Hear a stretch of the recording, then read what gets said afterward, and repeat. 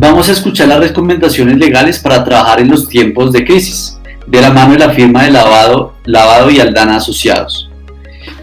Como bien lo dijo María Elisa Ponce, este es un tema súper importante porque sigue saliendo información día a día de la cual tenemos que estar atentos. Mundial de Tornillos está operando bajo la supervisión legal y cumpliendo con todos los protocolos, tanto legales como de seguridad y salud para todo nuestro personal, porque comprendemos que si bien tenemos una responsabilidad empresarial, la primera es con las vidas internas de nuestras personas. Entonces voy a dar paso al especialista en Derecho Laboral y Contractual, el doctor William Lavado. Feliz día del tornillero, doctor William. Señor Juan Camilo, ¿cómo ha estado? Muy buenas tardes. Qué gusto tenerlo acá. Feliz día del tornillero. Muchas gracias. Igualmente para usted. ¿Cómo se encuentra? Bien, excelente. También envío un cordial saludo a todas las personas que nos están escuchando a través de las redes sociales. Qué rico tenerlos. Bueno, vamos en materia, ¿no? Vamos a ver la capacitación. El día de hoy tenemos una capacitación que se denomina Recomendaciones Legales para Trabajar en Tiempos de Crisis. Muy importante, ¿no? Muy importante en estos momentos de coronavirus. Bueno, vamos a tratar de trabajarlo de la siguiente manera. Van a ser 3 puntos. El primero, una pregunta supremamente importante. Venga, ¿pueden trabajar o no las ferreterías? 2. ¿Cuáles son las recomendaciones legales en torno al derecho laboral para el manejo de las nóminas y el personal en sus departamentos de gestión humana? Y 3. ¿Cuáles son las recomendaciones en materia de arrendamientos? Es decir, vamos a mirar ese decreto que expidió el Gobierno Nacional sobre esos alivios que se le dio a los arrendatarios. ¿Listo? Primero que todo, pues voy a presentarme. Mi nombre es William Lavado. Yo soy socio principal de una firma denominada Lavado y Aldana Abogados, que se encarga de asesorar empresas del sector privado y público en Colombia. Ok, bueno, vamos en materia entonces. Vamos a responder la primera pregunta. ¿Una ferretería puede trabajar en Colombia? Sí. Los decretos que expidió el Gobierno Nacional, por ningún lado. Tú los lees completos, el decreto 457 del 2020, el decreto 531 del 2020, el decreto 593, que fue un decreto que salió el día de ayer, que empezará a regir a partir del 27 de abril del 2020. En ninguno de los artículos, en ninguna parte, dice que no se puede trabajar. Simplemente, ¿qué es lo que dicen esos artículos? Oiga, miren, hay unas excepciones. Y esas empresas que se encuentran dentro de esas excepciones serán las que van a poder trabajar en Colombia, ¿vale? Entonces, bueno, y digamos que ¿cuáles son esas excepciones? Pues hombre, lo primero es que ustedes tienen que entender que las ferreterías en Colombia desarrollan actividades que pueden ser principales, es decir, yo directamente ser la empresa exceptuada, o 2, pueden ser esas empresas que lo hacen, pero lo hacen de manera indirecta. Es decir, oiga, yo pertenezco a la cadena de suministro de una empresa que desarrolla una actividad principal. ¿Cuál puede ser una actividad principal? Oiga, vender verduras, vender frutas, ¿sí? O por ejemplo, lo que tiene que ver con la emergencia sanitaria. Oiga, es que yo me encargo de ¿qué? Yo me encargo de de hacer camillas, yo me encargo de hacer ventiladores, o yo me encargo, digamos, de hacer la infraestructura de un hospital. Pues hombre, nosotros somos parte de esa cadena de suministro. Esa cadena de suministro que es la que nos permite a nosotros poder trabajar, ¿vale? Entonces, digamos que dentro de los decretos vamos a mirar cuáles son las excepciones que tenemos en ese momento.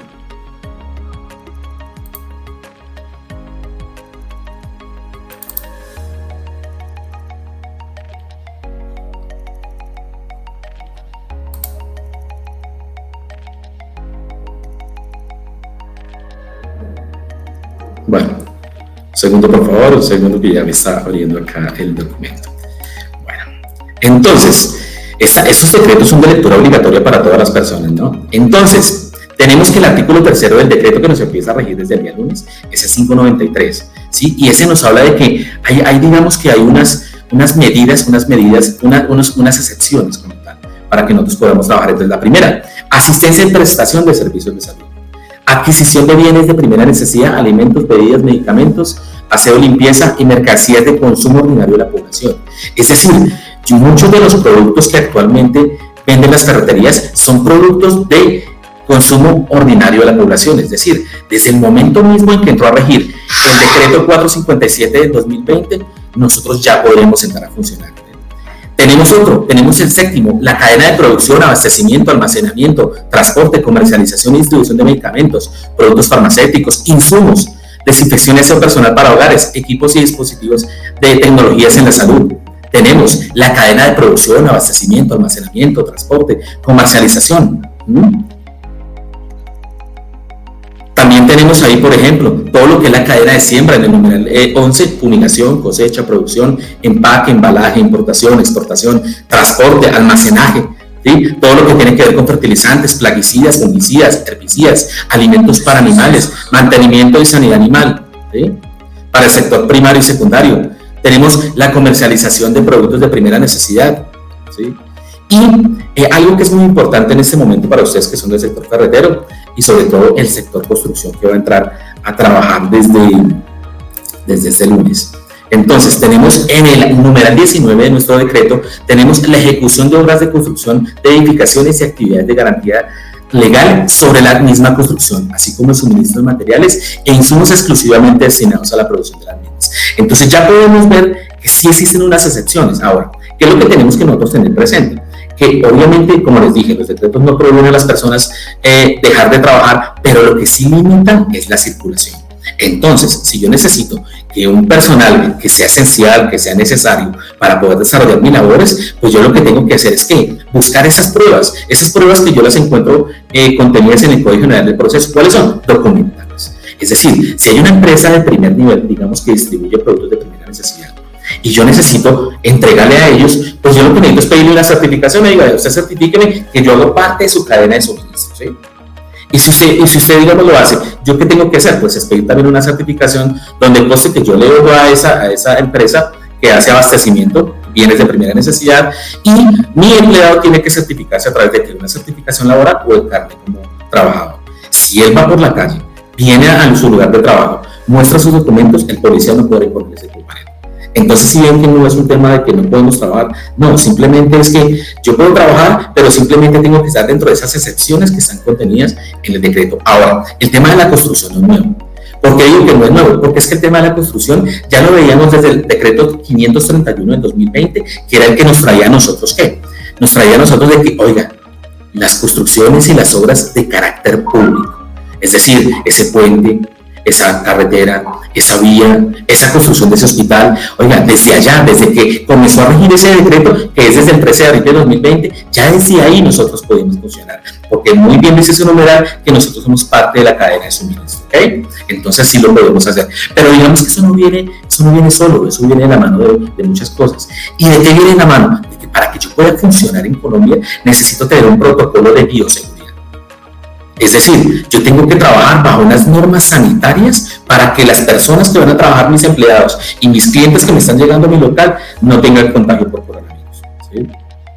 En este momento, para el tema de construcción de obras civiles y obras públicas, tenemos la circular 001, que es la que nos está rigiendo a nosotros en este momento. Esa circular 001 es prácticamente el protocolo de sanidad. ¿Y desde cuándo nos empezaba a regir? Desde que fue emitido, desde el 11 de abril.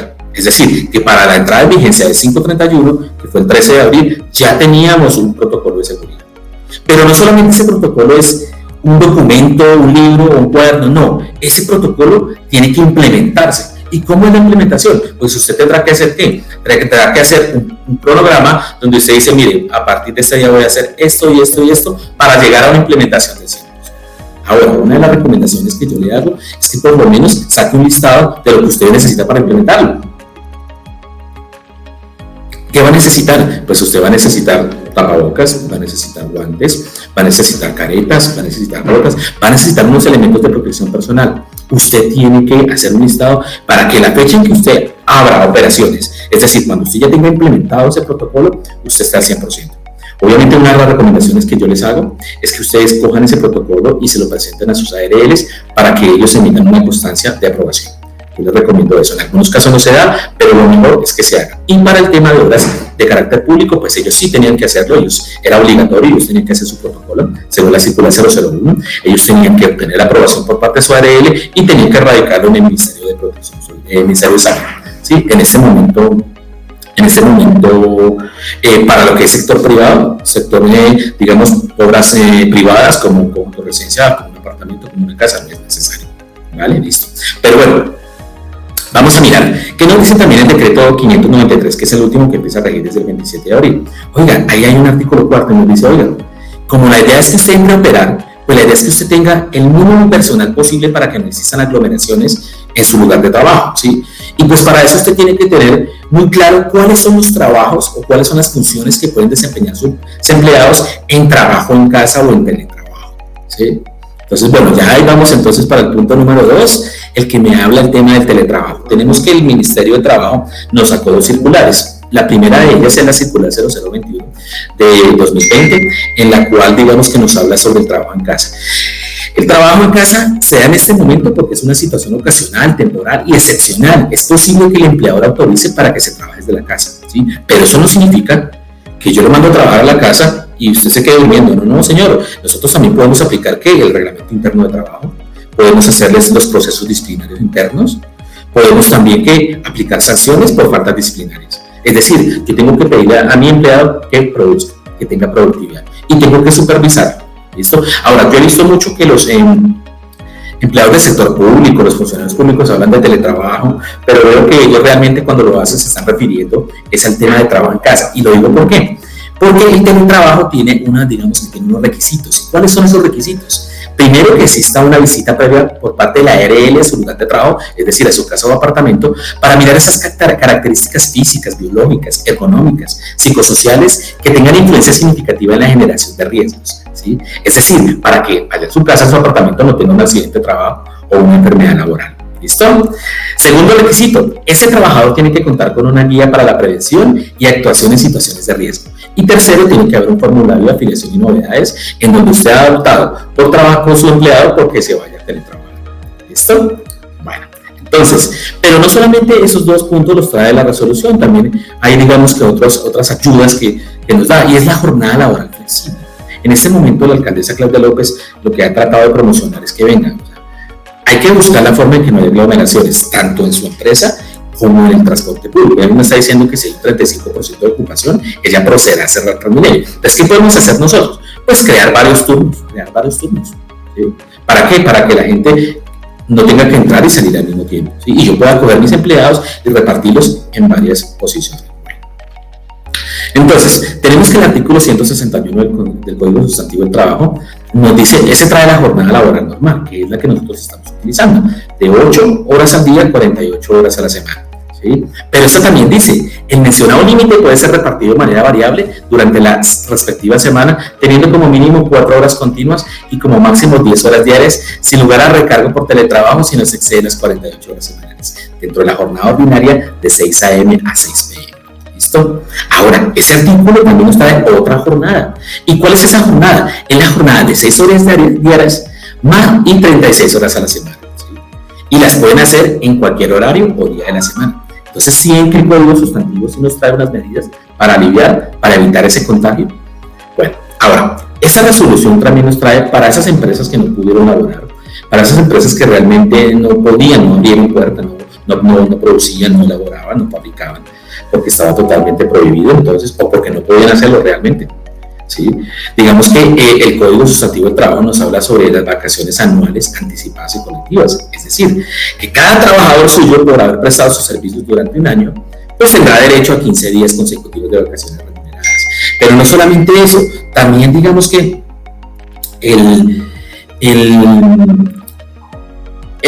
la circular del Ministerio de Trabajo nos trajo otro tipo de vacaciones, que son las vacaciones anticipadas. Es decir, si usted no tiene un año, menos de un año, fracción de un año, pues lo que puede hacer usted es sacarlo a vacaciones anticipadas. ¿Qué es lo que pasa? Pues que habrán 2 requisitos. Uno, esas vacaciones tendrá que dárselas, ¿sí? Con el salario que esté derivando en el momento del disfrute. Y 2, el trabajador en el momento que cumpla el año no podrá exigirle nuevamente que, oiga, mis vacaciones no, porque yo ya se las entregué, usted ya salió a disfrutarlas. Bueno, listo. Ahora, también hay otra opción. ¿Cuál es esa otra opción? Oiga, los permisos remunerados. Es decir, oiga, yo le digo, amigo, en la casa, váyase usted a la casa, váyase a descansar, yo le sigo pagando su salario. Pero nuestro Ministerio de Trabajo, a través de la circular 033 del 2020, digamos que nos enumeró algo que estaba pasando en las relaciones laborales, pero pues no estaba dentro de nuestro Código Civil, que es la licencia remunerada compensable. Pongamos un ejemplo, hay un festivo, y nuestro empleado quiere irse de vacaciones, quiere irse a Melgar, quiere irse a Girardot por esos 3 días, y le dice, jefe, mire, por favor, ¿por qué no me da un permiso remunerado para el sábado? y más bien, jefe, yo lo que hago es que esta semana, ¿sí?, se lo compenso en horas. Eso también es posible, ¿sí? Lo que pasa es que acá las partes de la relación laboral tienen que concertar el otorgamiento de esas licencias y adoptar un sistema de compensación con el propósito de compensar el tiempo concedido. Porque ¿qué es lo que sucede? Muchos de nosotros lo que hicimos fue sacar a vacaciones anticipadas o sacar a vacaciones colectivas, pero como esto se amplió más de los 15 días, entonces a muchos nos encontramos en licencias remuneradas. Lo que pasa es que aquí hablamos de que nosotros como empleados tendremos que ponernos en contacto con nuestro empleador y decir, venga, ¿cómo vamos a adoptar un sistema de compensación para entrar a compensar ese tiempo que yo estuve en mi casa sin laborar, pero sí devengando un salario? ¿Okay? También tenemos que esa circular nos habla de la modificación de jornada laboral y concertación de salario. Bueno, sobre esto, ¿qué les podría decir? Acuérdense, no se les olvide, por favor, de que el contrato de trabajo es un acuerdo de dos partes, como cualquier contrato, como el contrato de arrendamiento, como el contrato de promesa de compraventa. Entonces, oiga, yo me puedo sentar el empleador y el empleado y concertar modificaciones a ese contrato de trabajo. Por ejemplo, modificar la jornada laboral. Oye, yo ya no te necesito 8 horas porque resulta y pasa que ya no estoy vendiendo. Entonces, pues, hombre, 6 horas nada más. Y si el empleado está de acuerdo, óigase bien, si el empleado está de acuerdo, esto es de mutuo acuerdo, esto no es de manera unilateral por el empleador, pues fácil, lo concertamos, hacemos un documento y lo hacemos, ¿listo? Obviamente sin modificar los mínimos establecidos en las normas de carácter laboral. Digamos que otras dos ayudas que nos trae ese decreto es la modificación o suspensión de los beneficios extralegales. Muchas veces, yo tengo en mi empresa, por ejemplo, la prima de pescado, entonces tengo esa prima de pescado, y pues lamentablemente con esta economía no se la puedo entregar, entonces simplemente podemos nosotros entre empleador y empleado sentarnos y realizar un documento para modificar o suspender esos beneficios extraordinarios. Igual pasa también con la concertación de beneficios convencionales, es decir, esos beneficios que se encuentran dentro del pacto colectivo. Ahora, algo que yo les quiero decir acá es, ven, acá necesitamos, esto no va a ser de un día, de 2 días, ni de 3 días, ni de 4, ni 5 meses, 7, no, esto va a ser de muchos años y necesitamos andar de la mano el empleador y el empleado, es decir, los dos con un mismo fin. Inclusive, es que esto ni siquiera es de empresas, esto es de país, necesitamos salir adelante. Pero si usted se pone muy rígido, pues no lo vamos a lograr. Es decir, si usted es el empleado que dice, es que yo no trabajo más de las 5:30 porque es que no me lo están pagando, pues va a ser muy difícil que su empresa se recupere. Y al final, ¿qué es lo que va a pasar? Pues que van a haber despidos. De igual manera, si el empleador se pone muy rígido y, por ejemplo, lo obliga a tomar una licencia no remunerada, pues también va a tener problemas de trabajo. Entonces yo creo que la mano de ponernos aquí en el corazón y decir vamos a salir adelante todos. Bueno, ya acabamos con el segundo ítem que teníamos nosotros. Seguimos adelante. Bueno, vamos a mirar. Entonces, un tema muy álgido para todos los que tienen que ver con lo que tiene que ver sobre todo. Y yo sé que esto es algo supremamente importante para mis empresas. ¿Y qué es? Los contratos de arrendamiento. ¿Qué hacer ante un contrato de arrendamiento? Bueno, tenemos que el decreto legislativo 579 del 15 de abril, que fue expedido por el Ministerio de Vivienda, Ciudad y Territorio del Gobierno Nacional, pues creó unas medidas transitorias de arrendamientos. Hay unas medidas para aliviar un poco los contratos de arrendamiento que tenemos, puede ser, ya saben, en nuestros locales, es decir, contratos de carácter mercantil, contratos de carácter comercial, como también contratos civiles, es decir, el que yo tengo allá en el departamento, el que yo tengo en mi casa, ¿sí? Entonces, ¿pero qué fue lo que dijo ese decreto? Oigan, esto no es promocionar el no pago, esto no es así. Acá lo que vamos a hacer es un acuerdo directo para el pago de los cánones de arrendamiento. ¿Sí? Es decir, las partes tienen que llegar a un acuerdo directo. En cuanto a las condiciones especiales de pago, ¿de qué? De esos cánones de arrendamiento, que se causan ¿desde cuándo? Desde el 15 de abril hasta el 30 de junio. Si nosotros hacemos un acuerdo, pues simplemente mi arrendador no me podrá cobrar ni intereses de mora, ni penalidades, ni indemnizaciones, ni sanciones. ¿Listo? Pero ¿qué pasa si no llega a haber un acuerdo de pago? Pues fácil, tendré que pagar la totalidad de los cánones correspondientes, simplemente que los intereses de mora los pagaré a un 50%. ¿Listo? Bueno. Ahora, ¿qué otras ayudas nos trae ese decreto? 1. Se suspenden las acciones de desalojo para la restitución de inmueble arrendado entre el 15 de abril a 30 de junio. ¿Listo? Incluyendo esos casos de contratos que sean inferiores a un mes, ejemplo, los pagadiarios que hay en el centro. ¿Listo? Bueno. Tenemos también prórroga de contrato. ¿Qué pasa si yo tenía mi contrato era de 1 año y se acaba en esa fecha? ¿Sí? Es decir, ¿qué pasa? No, se prorroga hasta el 30 de junio. ¿Sí? Entonces, digamos que esa es una ayuda para muchas personas que se les iba a vencer el contrato, se tenían que ir y no podían encontrar un apartamento, no podían entregarlo, no. O sea, no, esos contratos se prorrogan, ¿sí? Simplemente que yo tengo la obligación de continuar pagando el canon de arrendamiento. Bueno, ya vamos a acabar, muchachos, tranquilos, ya vamos a acabar, ya nos falta poco. Nos faltan dos cositas nada más, bueno. Una cosita, Doc, y entramos con sección de preguntas, respondemos 5 preguntas, ¿vale? Igual el contacto queda allí para que te pregunten, y por YouTube están resolviendo algunas preguntas. Sí. ¿Vale? La doctora Yasmín está respondiendo, entonces. Vale, con gusto. Vamos a tratar de responder las preguntas que más sean posibles. De todas maneras, pues ustedes saben, pueden contar con nosotros, la Abogada Aldana Abogados, o por lo menos algo que sí les voy a sugerir. Yo sé que estamos mal económicamente, yo sé que es muy duro lo que estamos pasando, pero mi recomendación, como cada caso es puntual, es decir, como usted sabe a quién le vende y qué vende en cada ferretería o cada sector construcción, mi recomendación es que se asesore de un abogado. Es necesario para poder entrar a qué, entrar a funcionar. Bueno, pero bueno, rápidamente, vamos a acabar. Entonces, hay contratos en los cuales yo, por ejemplo, hice mi contrato en febrero y quedó de que me lo iban a entregar entre el periodo del 15 de abril al 30 de julio. Por ejemplo, hoy me lo iban a entregar el apartamento hoy. ¿Qué es lo que dijo el decreto legislativo? Oigan, quieto, no se lo puedo entregar, queda suspendido hasta el 30 de julio. ¿Listo? Entonces, hay dos tipos de contratos de arrendamiento que sí no me contemplan ese decreto legislativo. Entonces, ¿cuáles contratos? Los contratos de leasing habitacional y los contratos de arrendamiento financiero. Eso no me los contempla. Y dos, que sí me contemplan, como les dije, contratos civiles y contratos de arrendamiento. ¿Listo? Bueno, entonces hasta acá iba la charla, hasta acá la capacitación. Muchas gracias por todo. Ya saben, me pueden contactar lavadayaldanabogados@gmail.com o a través de las redes sociales. Y bueno, Juan Camilo, tus tornilleros son todos tuyos.